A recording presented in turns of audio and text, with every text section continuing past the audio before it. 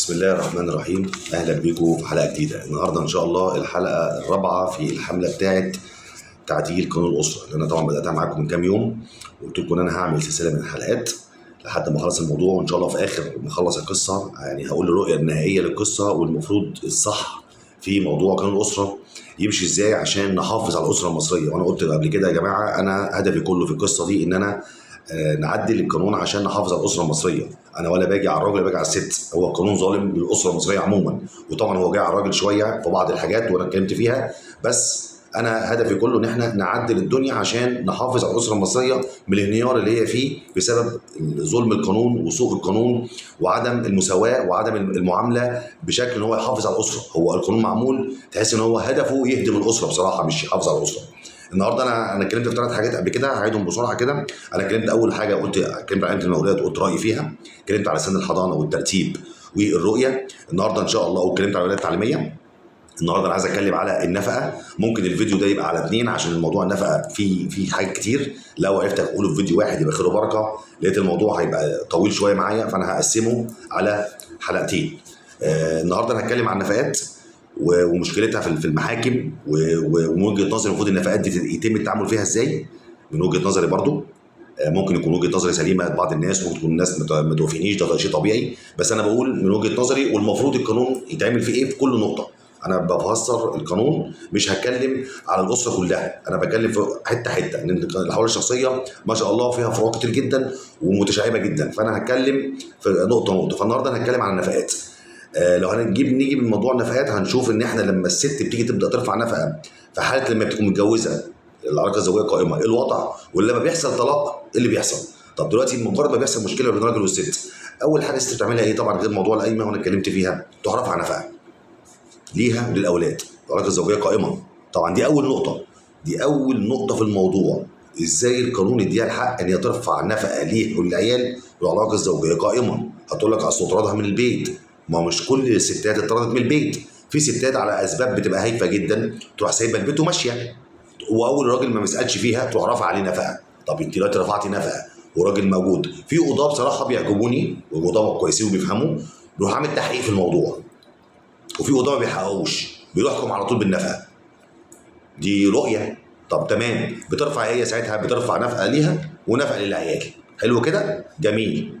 نخلص بقى كده في الحالات اللي هي لسه على ذمته. طب رفعت خلع وسابته فالنفقه بتقف. نخش بقى على النفقات بقى لمجرد ما بتطلق، ايه اللي بيحصل بقى؟ يعني هي القصه كلها بقى بعد ما بتطلق ايه اللي بيحصل في النفقه؟ غير بقى نفقه الاصغار، بتلاقي عندك حاجه اسمها فرش وغطا، بتلاقي حاجه عندك اسمها اجر حضانه، بتلاقي عندك بقى طبعا المسكن لو ما خدتش تمكين بتاخد مكانه فلوس، بتلاقي عندك حاجه اسمها مصاريف مدرسه. كل ده بيترفع. طب ليه؟ ليه كميه الدعاوي دي؟ يعني ليه كميه الدعاوي اللي بتدفع دي؟ طب ما هي في الاول وفي الاخر اسمها نفقه. يبقى لما تلم كله في دعوه واحده اسمها نفقه صغار تبقى شامله كل حاجه. ليه مدي البراح للست كقانون ان هي ترفع كل قضيه لوحديها؟ ليه؟ ما هو ده عبء عليها وعلى الراجل على فكره. هو مش عيب عليها، مش على الراجل بس، هي وعيب على الراجل. ان الراجل بيلاقي عنده نفقه صغار ونفقه وفرش وغطا واجر حضانه، ولو مش هتاخد تمكين اجر مسكن، وتخش على مصاريف المدرسه، ولو في علاج، وشفت واحده رافعه نفقه ترفيه، واحده رافعه نفقه عشان خاطر اللي هو بيحلق، يعني دي حاجات كلها شفتها. ايه ده؟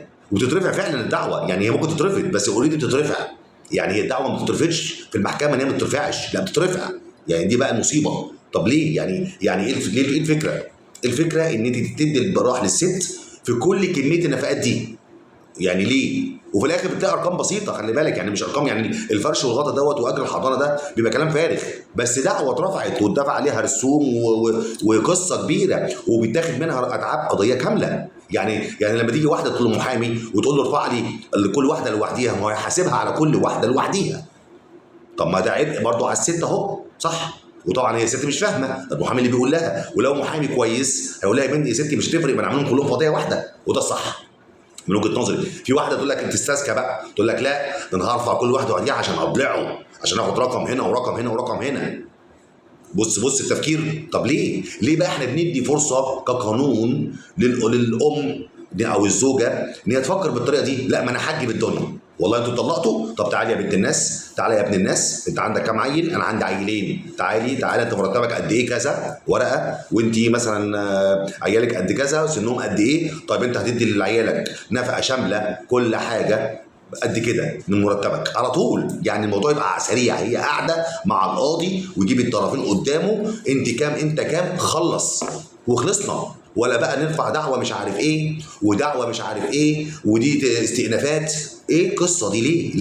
ليه الفرح اللي احنا فيه ده؟ ليه كميه القضايا؟ النفقه الوحيده انت ممكن تخش في 3 أو 4 قضايا نفقه بس. طب يعني ايه الفكره؟ يعني اللي عمل كده، يعني انت كنت عايز ايه؟ انت ايه اللي في دماغك؟ يعني انت عايز تخلي مثلا الست والراجل دول يبقى عامل زي القط والفر، يقعدوا يجروا ورا بعض في الشوارع؟ ما هي ماشيه كده دلوقتي على فكره، كله بيدب ببعضه. يعني انا بشوف حاجات قصص بتوصلني، مش ازاي انتوا كنتوا متجوزين ومخلفين؟ ازاي اللي انتوا بتعملوه ده؟ يعني مثلا الراجل مثلا مزنوق على قده، حاصل له دروب. ما هو طبيعي اي حد ممكن يحصل له دروب، هو في كل واحد فينا ماشي في حياته عمال يعلى ويزيد ومعاه قد كده؟ لا طبعا. ليه ما بنستحملش بعضينا؟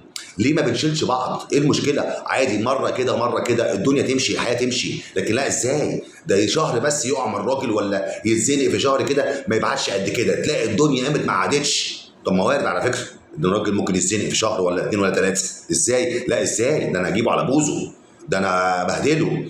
وفي رجاله بصراحه ما بتدفعش خالص وما بتسالش حتى بجنيه، ده طبعا ما يتقالش عليه راجل اساسا. يعني كلمه راجل ما يتقالش عليه. طالما بتدفع على قد امكانياتك وعلى قد اللي معاك، يبقى انت اسمك بتدفع، مش قاطع ميه ونور. لا، انت عندك بقى في ستات، انت لو فوتت مثلا شهر دفعت ايه يعني مش كنت متعود عليه مثلا، يعني انت محكوم عليك ب 2000 دفعت 2000 بالظبط، ما زودتش مثلا 500 جنيه ولا حاجه. ازاي؟ لا تعالى، ده انا عايزه وعايزه وعايزه وعايزه وعايزه والدنيا غاليه. طب ما الدنيا غاليه على الكل، يبقى لازم نستحمل بعضينا. انت تستحملي وهو يستحمل. هو اكيد لما ربنا هيكرمه هيبعت لك مره بزياده. اتزنق معاه عديها له، ما هو عمل. لا، الستات دايما فيهم الحته دي، الراجل يعمل حلو تعدي مش مهم. طبعا مش كل الستات نوعيه يعني، وفي ما عملش بقى ووقعت منه حاجه ولا اثر في حاجه، بكل حاجه حلوه اتعملت تتنسي. طول ما الطريقه دي ماشيه ما بيننا يا جماعه، عمر الحياه ما هتبقى ظريفه نهائيا، ومشاكل ما يعلم بها الا ربنا. موضوع النفقات، انا يعني القصه بتاعت النفقات كتيره ومتشعبه، انا بس بحاول الخصها عشان ما اطولش عليكم وما تزهقوش مني.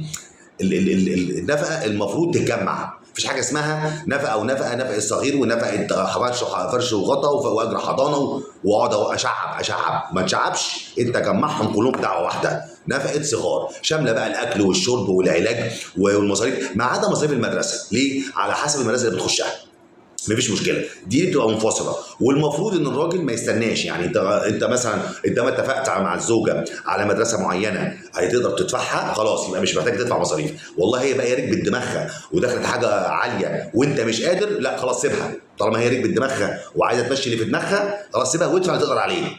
انا دايما بعمل كده، ادفع اللي تقدر عليه. لكن تقطع خالص دي يعني ما تدفعش حاجه خالص، ولا هنا ولا هنا ولا اي حاجه، لا. ادفع اللي تقدر عليه، يمكن ربنا كرمك ادفع ده، وفي الاول وفي الاخر عيالك. ما الدنيا زنقت معاك يبقى تقول والله يا جماعه الدنيا مزنقه، هتستحملوني كان بيها، والله مش هتستحملوني انا هبعت لكم اللي بقدر عليه.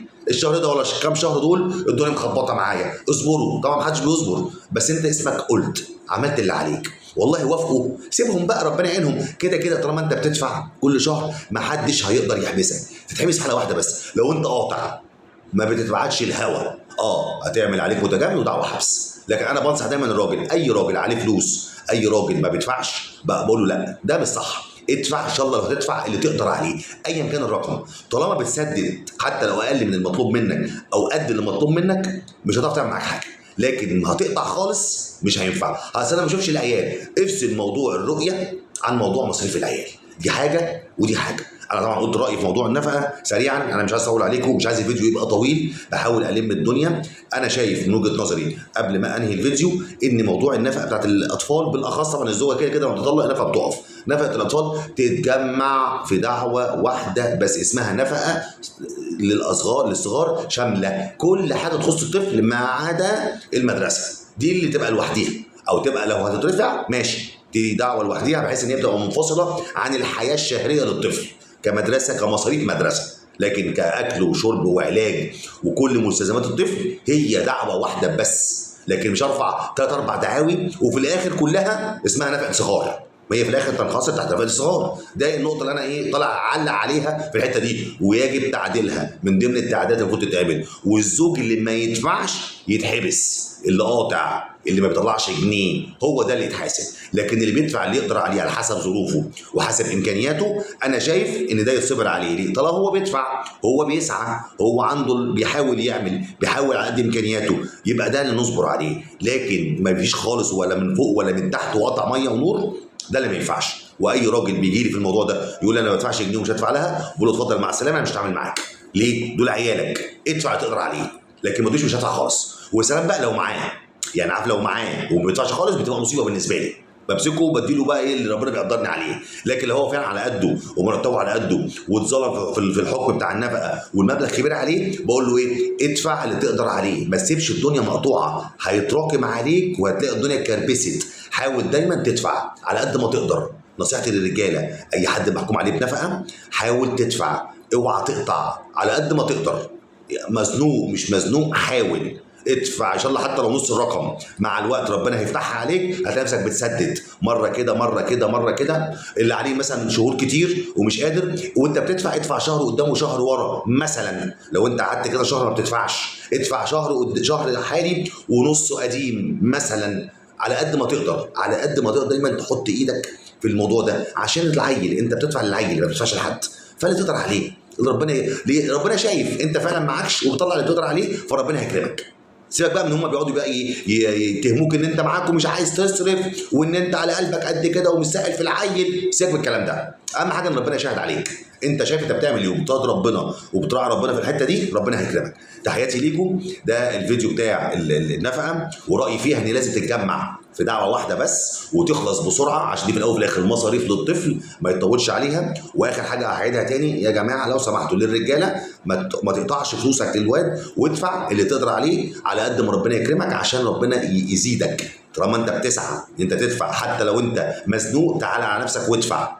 ما تعديش شهر الا ما تدفع. عموما ما تعديش شهر يعدي عليك الا ما تدفع فلوس ايا كان الرقم، سواء الالزام اللي عليك اقل شويه، زودت خير وبركه، ما قدرتش تزود يبقى تدفع اللي عليك على الاقل، وربنا يكرم الناس ويفك ضيقه اي حد مزنوق واي حد معهوش فلوس والدنيا كلها بايظه وكل الناس مخنوقه. ونصيحتي للستات، اهدوا شويه على الرجاله، عشان لما هتعندي مع الراجل انت مش هتشوفي منه جنيه، وعشان تحبسيه في نفقه صعب. دي نصيحتي للست، صعب تحبسي الراجل عشان نفقه. تحياتي ليكم، وان شاء الله انتظروا مني البث كمان يعني نص ساعه بالكتير، هطلع بث مباشر هنتكلم في الموضوع برضو زي ما بعمل كل مره، بس برضو للموضوع دوت. مع ان لو اي حد عنده اي سؤال بيبقى يعني خاص باي حاجه ثانيه غير الموضوع الاحوال الشخصيه، هبقى معاكم ان شاء الله. انتظروني الساعه 6:30 النهارده 29/9، الفيديو ده بتاريخ 29/9، البث طالع، هطلع ان شاء الله كمان ربع ساعه. تحياتي ليكم، اشوفكم على خير.